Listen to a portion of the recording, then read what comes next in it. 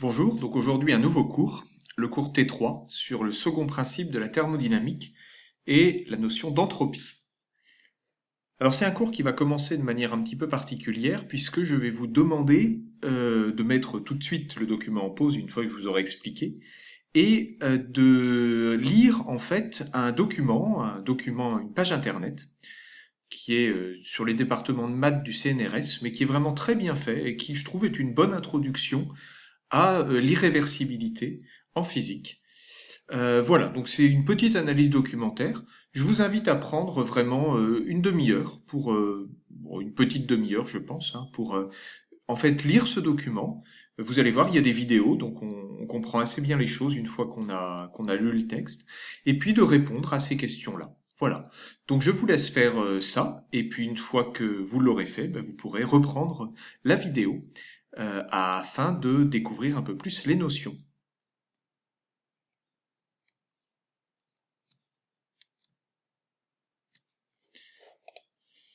Donc, on va corriger ça une prochaine fois, hein, mais voilà, vous avez déjà maintenant de bonnes idées, j'espère, sur ce qu'est l'irréversibilité. Alors, je vais le dire un petit peu différemment pour préparer le cours de thermodynamique. Pourquoi est-ce qu'un second principe est nécessaire alors qu'on a déjà le premier principe qui nous fournit tous les outils pour faire des bilans d'énergie? Alors, comme vous l'avez vu dans le document que je vous ai proposé, en réalité, un second principe est nécessaire parce que, en thermodynamique, la conservation de l'énergie, ça ne suffit pas à décrire ce que va pouvoir faire un système en thermodynamique. Je m'explique avec le premier exemple, qui est la première approche de l'irréversibilité, hein, pour un mélange. Bon, là, c'est un schéma un peu abstrait, mais en fait, imaginez que dans un pot, par exemple, un pot à confiture, il y a deux types de riz, hein, du riz rouge en bas et puis du riz blanc traditionnel au-dessus. Donc il y a deux couches avec voilà, du riz et un autre type de riz. On secoue et ce qui fait que tous les grains de riz se mélangent. D'accord? Et on sent bien intuitivement que ça va pas être possible de repasser de cet état-là à cet état-là juste en secouant. Même si on est très malin, on peut secouer comme on veut, ça va quand même être très dur de repasser spontanément. La seule manière concevable de repasser de cet état-là mélangé à cet état-là, eh bien, c'est de prendre les graderies un par un et puis de les séparer et de refaire les couches. Voilà. Donc, ça prouve bien que pour passer d'un état de ce type à un état de celui-ci en secouant, c'est non seulement extrêmement facile, mais c'est toujours ce qu'on va obtenir.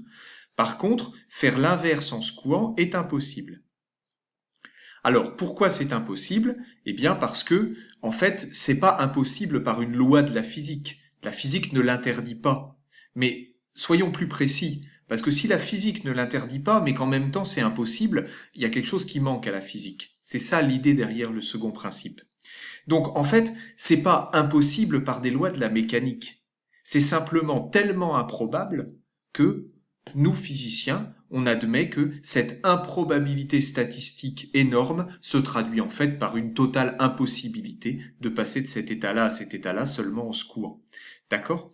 Donc, l'idée qu'il y a derrière toutes les notions d'irréversibilité en physique, c'est en fait une notion profondément statistique, c'est une notion de physique statistique qui va nous dire que certaines transformations sont a priori autorisées par les lois de la mécanique. Autrement dit, si vous prenez chaque molécule individuellement ou sur l'exemple précédent, chaque grain de riz individuellement, il n'est pas du tout exclu que par les lois de la mécanique, tous les grains rouges se retrouvent en bas et tous les grains bleus se retrouvent en haut, mais c'est trop improbable.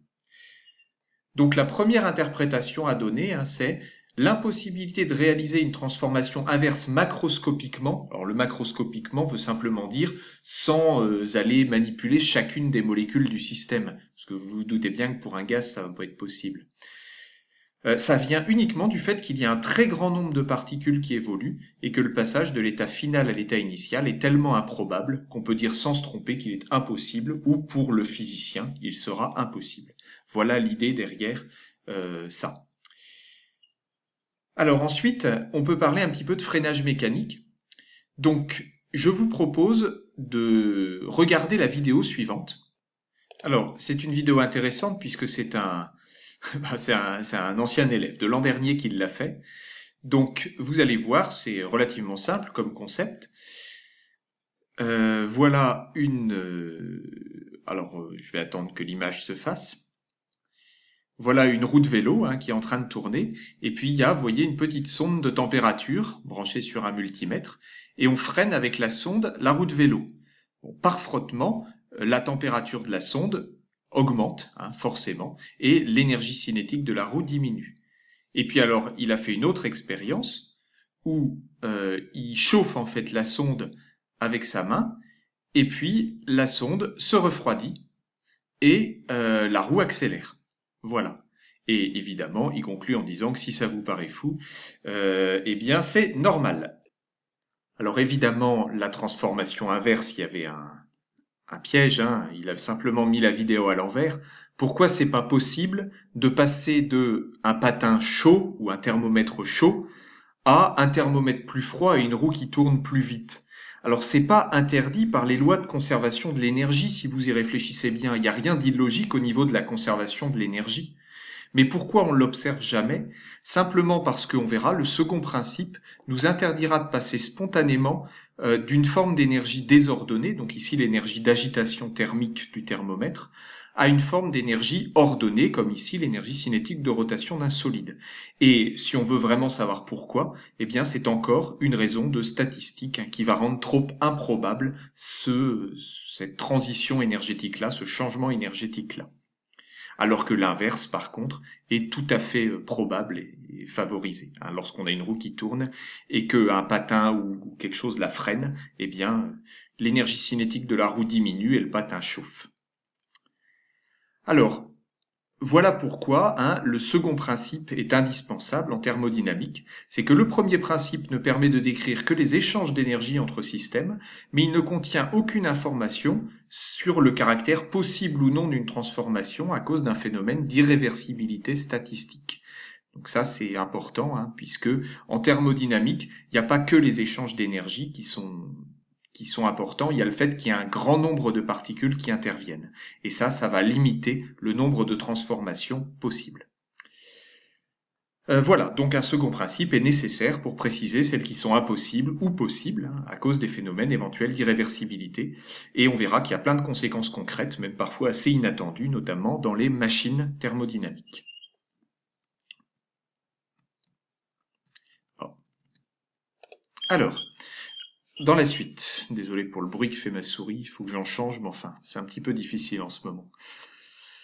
Alors dans la suite, ce qui va être important dans toutes les lois de la physique, ce sera d'identifier les sources d'irréversibilité. Parce que l'irréversibilité, comme je vous l'ai dit, elle a une origine statistique, c'est toujours le cas, il faut faire de la physique statistique pour le décrire, mais comme nous on fait pas de physique statistique, on va admettre qu'il y a des cas bien répertoriés dans lesquels l'irréversibilité sera toujours là et on va dire évidente. Il y a des transformations qui sont bien identifiées comme irréversibles.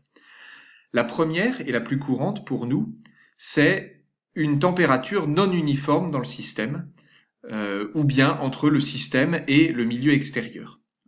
Ça peut résulter en un flux thermique, donc de l'énergie qui va aller des zones plus chaudes vers les zones plus froides, et ce phénomène-là, de flux thermique entre deux zones de température différentes, est un phénomène irréversible. On ne peut pas avoir d'énergie thermique qui va aller spontanément des zones plus froides vers les zones plus chaudes, bien que ça puisse respecter la conservation de l'énergie. Les zones plus froides deviennent encore plus froides et les zones plus chaudes deviennent encore plus chaudes. Mais juste avec ça, spontanément, ça se fera toujours dans ce sens-là. Voilà. Ensuite, des phénomènes de diffusion de particules. Remarquez au-dessus, ça s'appelle la diffusion thermique. On comprend bien. Mais ça a lieu avec des diffusions plus générales, donc les diffusions de particules. Lorsque vous avez une espèce chimique qui a une concentration non uniforme dans un milieu, et en l'absence de toute autre contrainte ou force, eh bien, ces particules-là, sous l'effet du fluide ou bien de leur mouvement propre ou du mouvement brownien, vont finalement diffuser, c'est-à-dire se déplacer.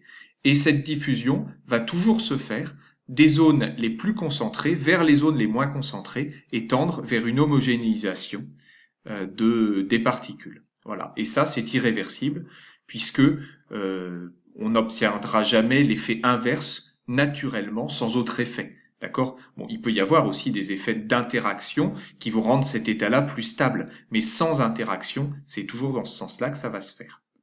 Hein, par exemple, la goutte de vin dans un verre d'eau qui finit à être uniformément répartie dans le verre, hein, on ne peut pas aller dans l'autre sens spontanément. Un autre exemple de phénomène irréversible, ce sont les les frottements mécaniques.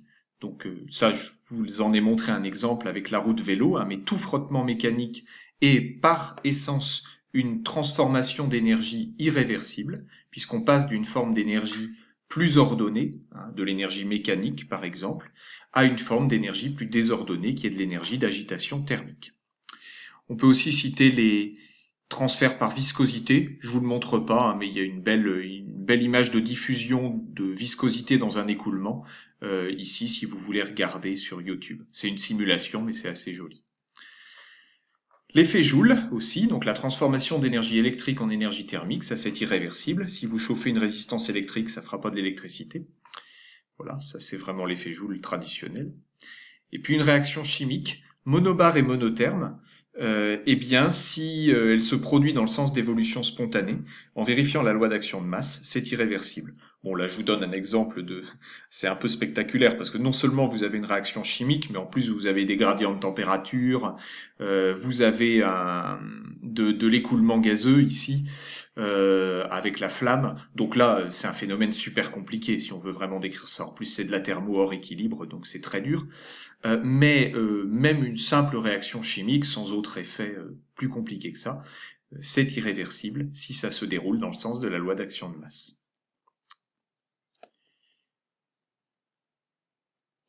Alors, quel est donc ce second principe dont on a vraiment besoin en thermodynamique pour décrire l'irréversibilité des transformations et surtout le fait que certaines sont possibles et d'autres non?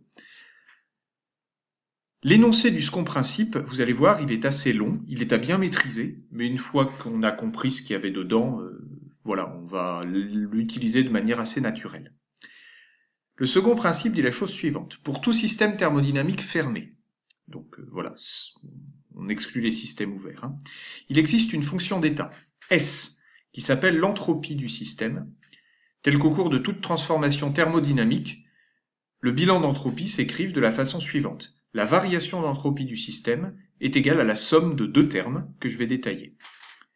Le premier terme, SE, on l'appelle l'entropie échangée. On dit aussi parfois l'entropie d'échange. Alors en fait, c'est une grandeur algébrique. Hein. Elle est comptée positivement si elle est reçue par le système, exactement comme Q et W dans le premier principe, si vous voulez, et négativement dans le cas contraire. Et on admet que si le système échange de l'énergie avec un milieu extérieur de type thermostat et de température fixée, T0, alors SE va s'écrire comme ça. Q, l'énergie thermique reçue par le système, sur T0, où T0 est la température du milieu extérieur, hein, de ce qui échange avec le système. Alors ça, c'est un cas particulier. En réalité, il existe une formule un petit peu plus complète, mais elle n'est pas au programme. Donc nous, on va travailler cette année pour l'instant qu'avec des thermostats, et vous verrez l'année prochaine comment on généralise. C'est pas beaucoup plus compliqué. Voilà, donc ça, c'est ce qu'on appelle l'entropie d'échange. Il suffit simplement de calculer Q sur T0, où Q est le transfert thermique reçu par le système, et T0, la température du milieu extérieur, ou de ce qui échange avec le système. Et le deuxième terme, SI, c'est l'entropie créée par irréversibilité, d'où le I pour irréversibilité. On l'appelle aussi l'entropie de création, parfois dans certains cours elle est notée SC, pour lire l'entropie créée ou l'entropie de création.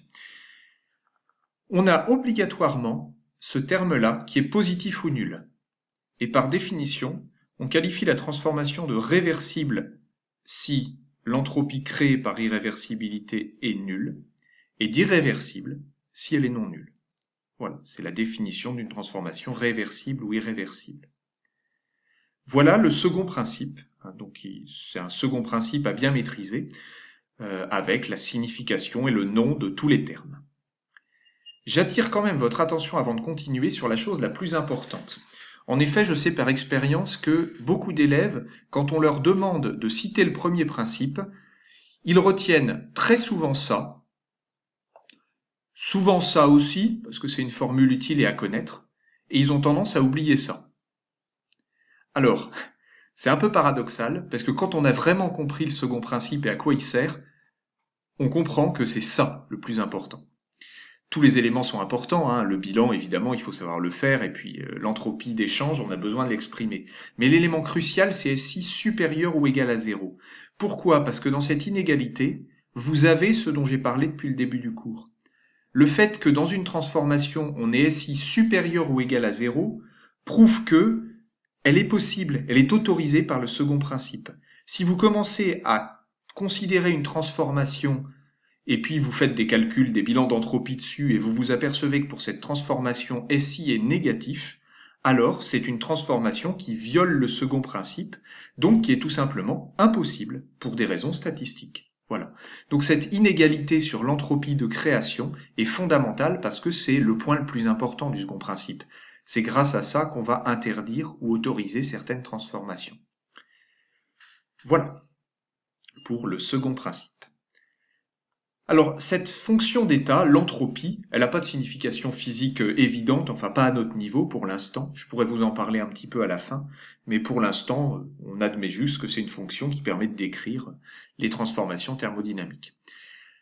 Alors, c'est une quantité qui s'exprime en joules par Kelvin. Comment on le sait? Simplement avec l'entropie d'échange ici, hein, qui s'écrit Q sur T0. Donc, Q, c'est une énergie thermique et T0, c'est une température. Donc ça s'exprime en joules par Kelvin, une entropie. On peut parler de l'entropie massique, de l'entropie molaire, qui va s'exprimer en joules par Kelvin et par mol ou par kilogramme. Bon, mais là, pour le moment, grand S, c'est une grandeur extensive et ça s'exprime en joules par Kelvin.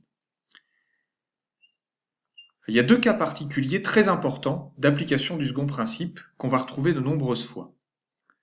Le premier cas particulier, c'est le cas d'un système qui est thermiquement isolé. Donc le cas d'une transformation dite adiabatique, comme on l'a déjà vu. Lorsque le système est thermiquement isolé du milieu extérieur, donc il ne peut pas échanger d'énergie thermique avec le milieu extérieur, on a Q égale à 0 et donc l'entropie d'échange est nulle. Et le second principe va s'écrire pour un système isolé delta S égale SI. Sauf que SI, c'est toujours positif ou nul, c'est ce que dit le second principe. Donc qu'est-ce que ça veut dire? La variation d'entropie du système est égale à SI qui est positive. Donc si la variation d'entropie du système est positive, ça veut dire que l'entropie du système est forcément une fonction croissante, ou une grandeur croissante. Donc on retiendra ça, l'entropie d'un système qui est thermiquement isolé est forcément une fonction croissante au cours de toute transformation. Ça sert extrêmement souvent, notamment en chimie, pour lequel vous pouvez faire des réactions en réacteur adiabatique, et en fait c'est ça qui va vous justifier que le sens d'évolution va être celui que vous observez, parce qu'il faut que S soit croissant, donc delta S positif. Et maintenant, si j'impose la réversibilité, alors une transformation réversible, c'est une transformation telle que SI est égal à 0. Si j'ai un système isolé, mais qui subit en plus une transformation réversible, alors delta S est égal à 0, donc on a l'entropie à l'état final qui est égale à l'entropie à l'état initial, et donc ça veut dire que l'entropie ne varie pas. On retiendra donc ceci, au cours d'une transformation adiabatique et réversible d'un système, la valeur de l'entropie du système est constante. On dit que la transformation est isentropique. Voilà.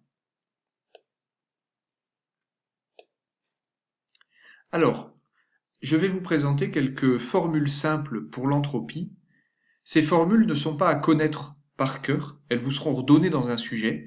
Par contre, il est vraiment fondamental qu'on les voit ensemble pour bien rappeler les hypothèses d'utilisation, ne pas les utiliser n'importe comment, et également voir quelques détails de calcul, parce que même si on vous redonne ces formules-là, si vous ne savez pas les utiliser, ça ne sert à rien. Donc je vais vous présenter ça tout de suite. La première formule à connaître, c'est l'entropie d'une phase condensée, incompressible et indilatable. Donc c'est pas à connaître, je viens de faire un lapsus, c'est pas à connaître, mais à savoir utiliser en tout cas et savoir que ça existe. Une phase condensée, incompressible et indilatable, ce qui recouvre quand même quasiment tous les liquides et tous les solides, donc ça fait du monde. De capacité thermique C.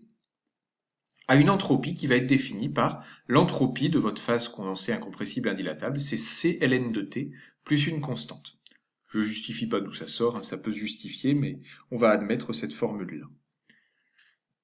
La constante qui est ici, elle a une signification physique en fait, hein, mais on va jamais en avoir besoin, nous, dans le cadre de thermodynamique classique. C'est vraiment quand on fait de la thermodynamique statistique qu'on a besoin de cette constante. Donc nous, on va toujours calculer des variations d'entropie. Donc la constante, en fait, elle n'aura aucune importance. Et on va tout de suite dire qu'au cours d'une transformation d'un système de phase condensée incompressible indilatable, tant qu'il n'y a pas de changement de phase, on a delta S qui vaut C ln de T2 sur T1. Alors pourquoi? Parce que ça fait C ln de T2 moins C ln de T1, mais après la différence des logarithmes, ça donne ça. Voilà, donc la variation d'entropie d'une masse d'eau, par exemple, hein, c'est la capacité de la masse d'eau, qui je rappelle s'écrit la masse d'eau fois la capacité massique de l'eau, fois ln de T2 sur T1, où T2 sur T1 sont les températures finales et initiales. Si on veut, on peut aussi exprimer l'entropie massique, hein, qui est simplement la capacité massique du corps fois ln de T.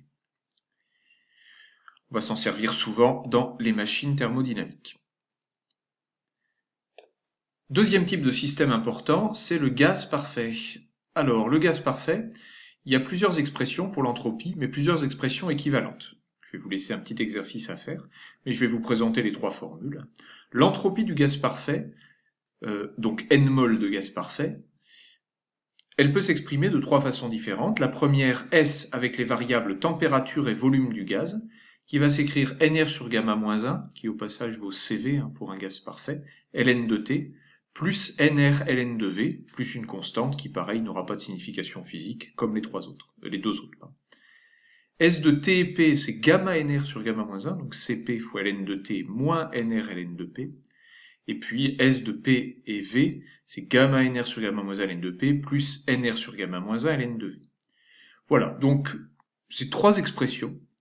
Les constantes qui ne sont pas égales, là, n'ont pas de signification physique pour nous. On remarque tout de suite que lorsqu'on va faire des variations d'entropie pour les bilans d'entropie, eh bien on aura besoin du delta S, mais que ce delta S il est très simple, hein, parce que Nr sur gamma-1 c'est constant entre l'état initial et l'état final. Donc ça fait juste ln de T2 moins ln de T1, ce qui vaut ln de Tf sur Ti. J'ai confondu T2 et T1 et Tf sur Ti, mais voilà.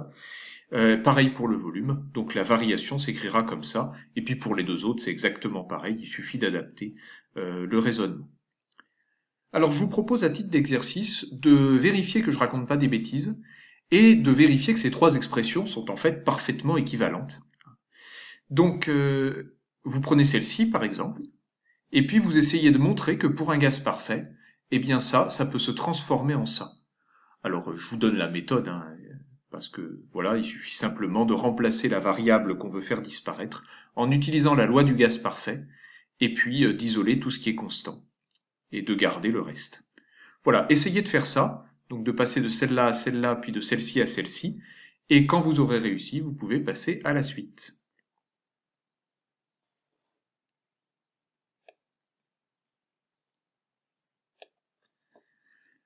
On va voir une conséquence maintenant un peu inattendue de l'entropie, c'est qu'on va réussir à redémontrer les lois de Laplace dans le cas particulier d'une transformation adiabatique réversible. Alors on avait admis que pour un gaz parfait qui évoluait de manière adiabatique quasi statique, alors j'aime pas trop ce mot-là, hein, personnellement je l'utiliserai très très peu, mais adiabatique, en fait, tel que la pression du gaz est définie à tout instant, on peut appliquer les lois de Laplace. Mais pour une transformation adiabatique réversible, qui est en fait une hypothèse encore plus forte, les lois de Laplace sont très simples à montrer et à interpréter. Donc je vais vous montrer comment on fait. On va considérer qu'un gaz parfait subit une transformation adiabatique réversible. Son entropie est donc constante, d'après ce que j'ai raconté au-dessus. Hein. Adiabatique, SE est égal à 0, réversible, SI est égal à 0, donc delta S vaut 0, S égale constante. Si S égale constante, ça veut dire que Nr sur gamma moins ln de T plus Nr ln de V égale constante. C'est l'une des formules pour l'entropie du gaz parfait. Je simplifie par Nr qui est constant, je multiplie à droite et à gauche par gamma moins 1, ça fait ln de T plus gamma moins 1 ln de V égale constante, puis je regroupe tout sous le même logarithme ici. ln de tv puissance gamma moins 1 égale constante. Et bien, dans le logarithme, tv puissance gamma moins 1 égale constante. J'ai oublié le égale constante ici, hein, mais il y est. Et ce qu'on vient de dire ici, c'est qu'on a retrouvé, vous voyez, avec le égal constante, l'une des lois de Laplace. Alors, à titre d'exercice, pour vous entraîner à manipuler un peu ces expressions, eh bien, je vous conseille de faire cet exercice. Vous repartez de la deuxième expression ici, puis de la troisième. Vous faites exactement le raisonnement que je viens de faire pour vous familiariser avec, mais avec une autre expression de l'entropie. Et normalement, vous devriez retrouver les deux autres lois de Laplace qu'on a déjà vues. Voilà. Alors, qu'est-ce qu'on vient de voir avec les lois de Laplace? Que pour une transformation adiabatique réversible d'un gaz parfait, les lois de Laplace, elles ne font que traduire la conservation de l'entropie du gaz. Écrire les lois de Laplace, par exemple TV puissance gamma moins 1 égale constante, ça revient à écrire S égale constante pour une transformation adiabatique réversible. Ça traduit la conservation de l'entropie.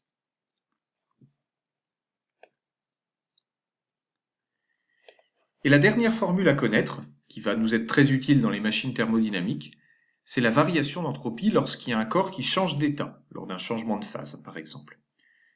Alors un système constitué d'une masse m d'un corps pur qui change d'état va subir une variation d'entropie. La variation d'entropie, c'est simplement la masse qui change d'état, m, fois l'enthalpie massique de changement d'état, ou la chaleur latente massique de changement d'état, ce qu'on a déjà vu dans le cours T2, divisé par TCE, où TCE, c'est la température du changement d'état.